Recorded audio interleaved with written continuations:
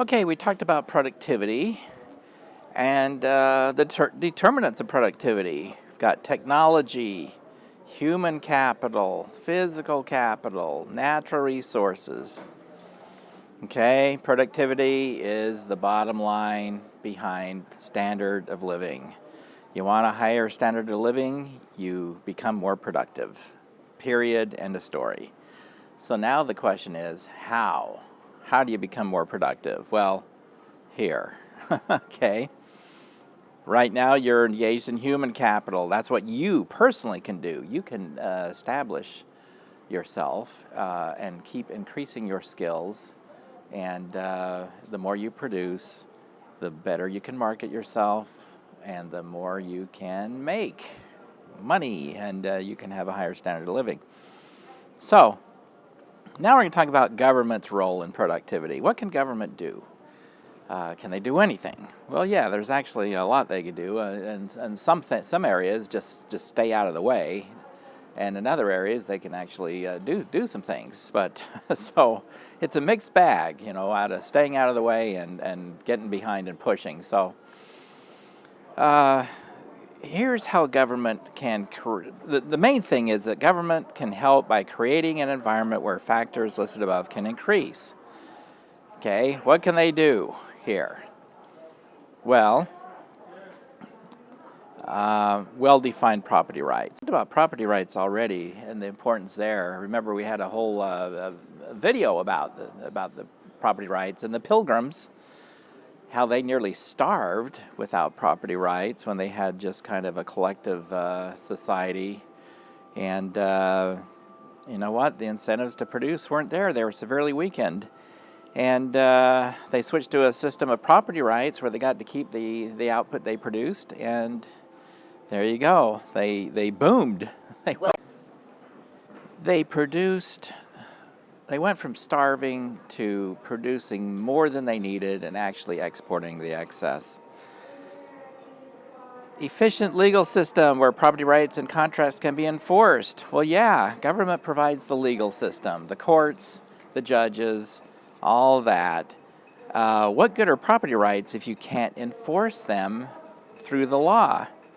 Okay, and contracts. Not a lot of business is going to get done. Not a lot of trade's going to get done. Not much will get done if you can't enter into contracts. Well, of course, you can always enter into contracts. But if they cannot be enforced, what good are they? There again, that's where a legal system comes in. A very important function of government is to provide that, where if you enter into a contract and the other side reneges, they don't perform, you can sue them and get a judgment. Of course, getting the collecting the judgment can be another matter sometimes. Okay, yeah, a very important function of government. A stable, uncorrupt government. Oh boy, my wife is from South America, and the story she tells, the governments down there are so corrupt.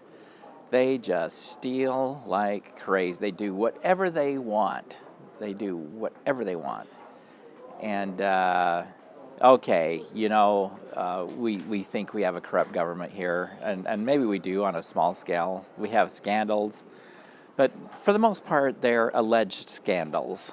Okay, we have a lot of alleged scandals, not that many actual scandals, but this is small potatoes, the politics we have going on around here. We got a lot of checks and balances with the executive branch, the judicial branch, okay, and Congress, of course, they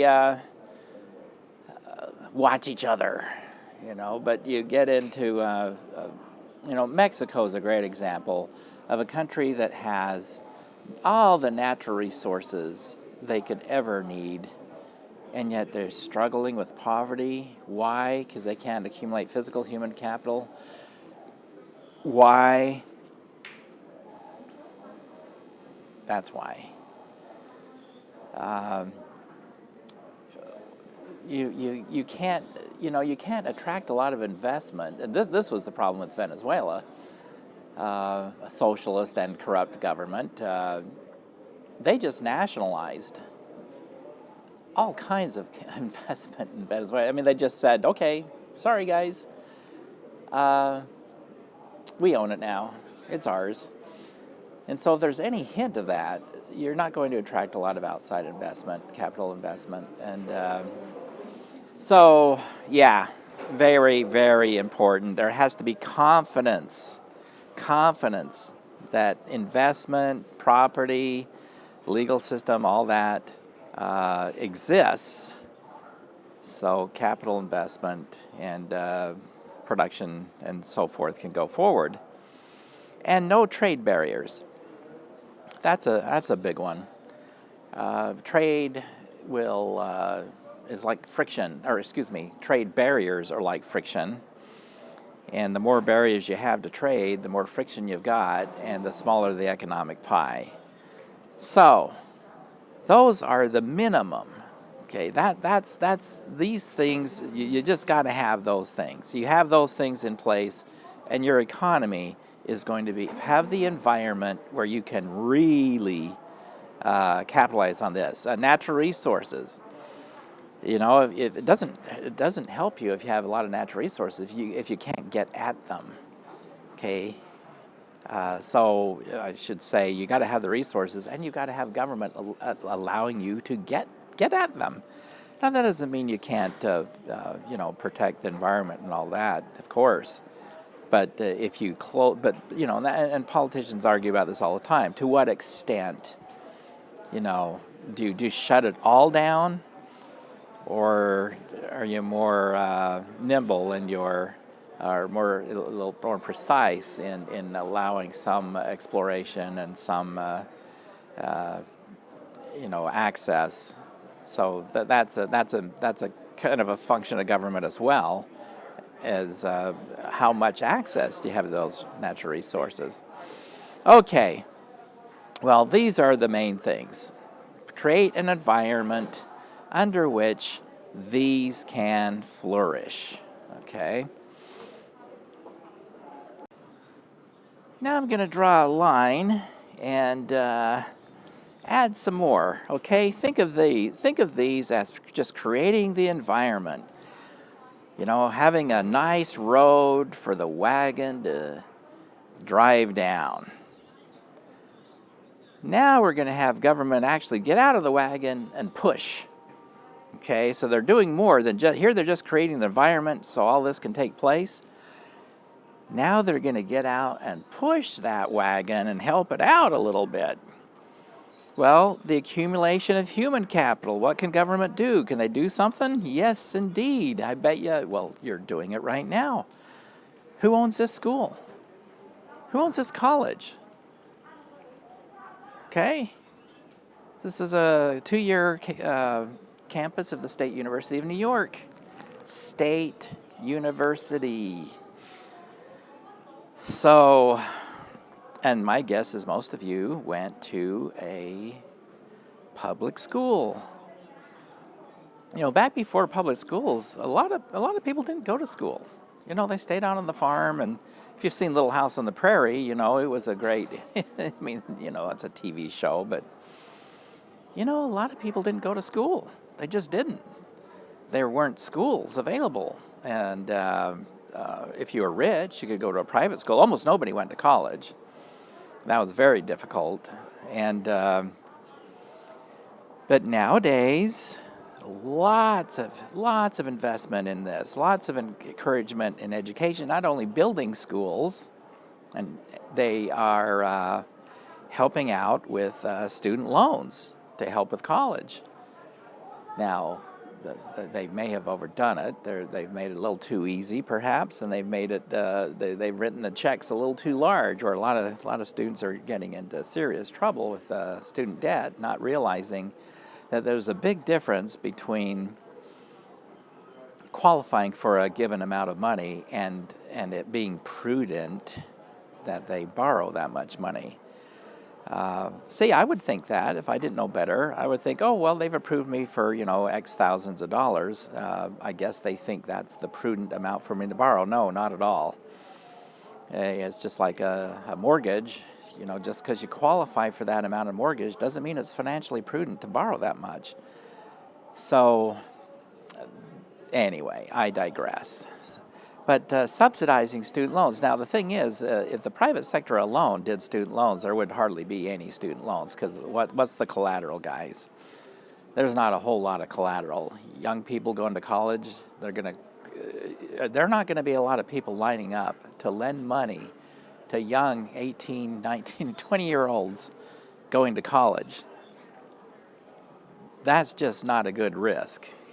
Frankly, most investors wouldn't do it. You know what? And if they did, they would have a ton of collateral. They would sign over.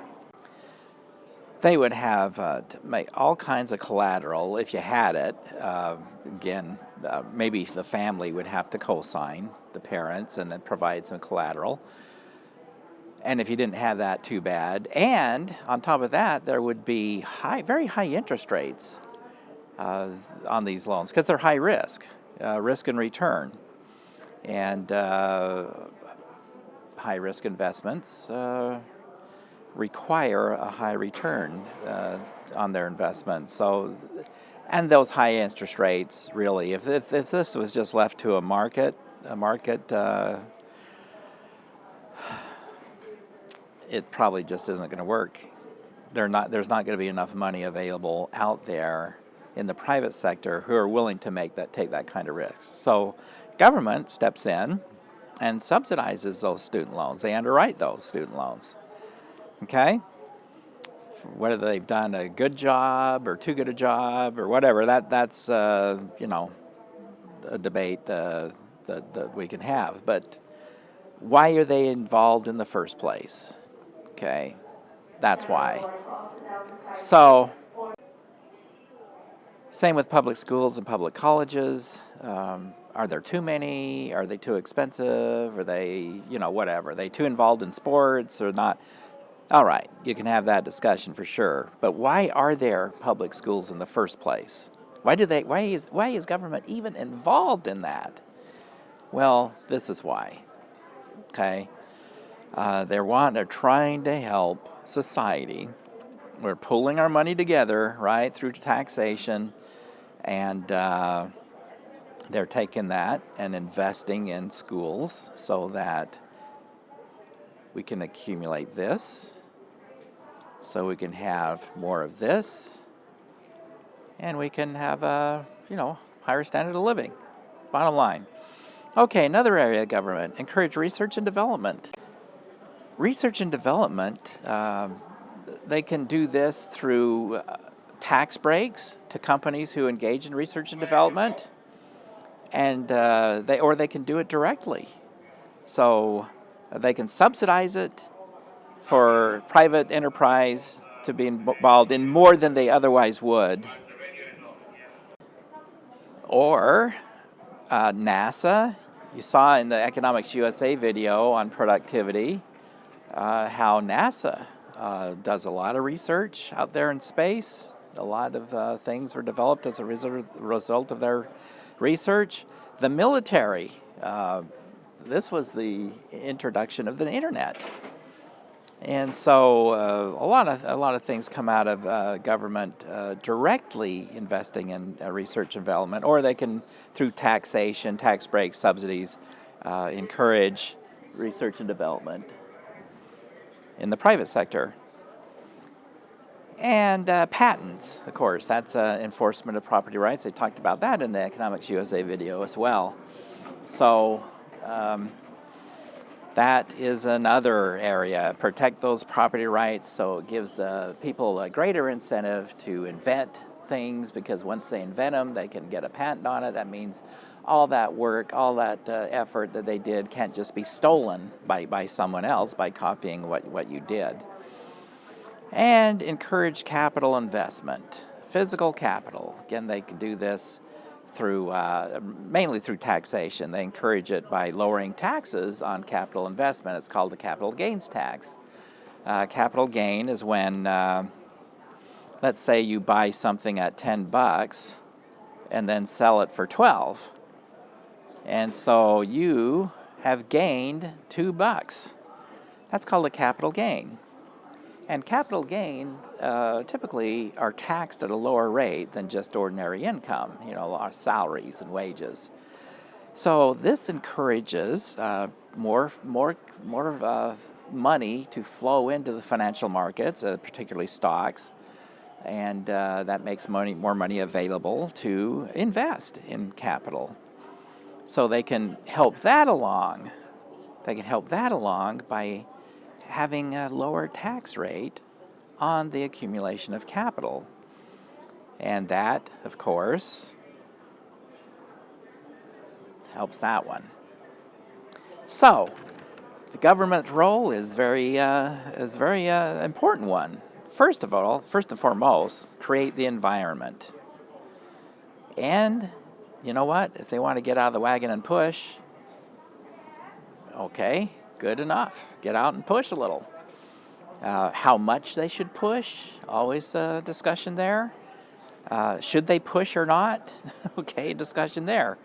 At least a little bit. I mean, here, of course, I'm biased. This is where but long before I was a college professor, I believed in this one. This one is a huge one that provides opportunity. This is the great leveler. This is the great equality of opportunity. You know what?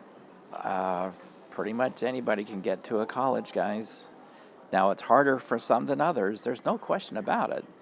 But especially our system of community colleges are just an amazing resource. And by the way, I've had students transfer. They've come here and they have done well, and they have transferred to all kinds of places. I've had students go on to Cornell. I've had students go on to NYU and University of Virginia and Notre Dame and University of Pennsylvania Law School, and so on and so on and so on and so on. Okay, they come here, they save a fortune, get good grades, they transfer, they have saved all that money for the last 2 years of their college, and perhaps graduate school, law school, and whatnot, MBA. So, you know what? I'm all in favor of that. I'm a big on research and development too. I'm kind of sharing my opinion here. I don't share my opinion much in this class, but I guess I'm sharing it now. And so when I'm sharing my opinion, I guess I tell you to put down your pencils if you ever picked them up. In the first place, put them down because my opinion doesn't matter. But I kind of like that, and I kind of like that. I like all those. I think it's fine if they get out and push a little. Okay, I'm not sure they should take over industries. No, my goodness, they do that, and then we're in trouble. We're in trouble. Sweden tried that in the 70s and 80s and nearly went broke. That's called socialism, by the way, when government takes over all this completely. And that has proven to be one of the greatest producers, speaking of productivity, that has produced poverty, low standards of living, for reasons we'll talk about later. But the bottom line is that kind of system takes away incentives to be productive. And again, more about that later. So, here we are. That does it. That does it for this section. So we're going to talk about some other stuff, obviously, but I thought I would try out a little bit of typing. I was bragging about my human capital typing. Of course, I didn't do that live. I can't type in front of people. I make mistakes, but I type great when no one's looking. So I thought, well, I'm not really drawing any graphs and equations here, so I gotta give you a treat where you could actually read my writing. So hopefully that helped.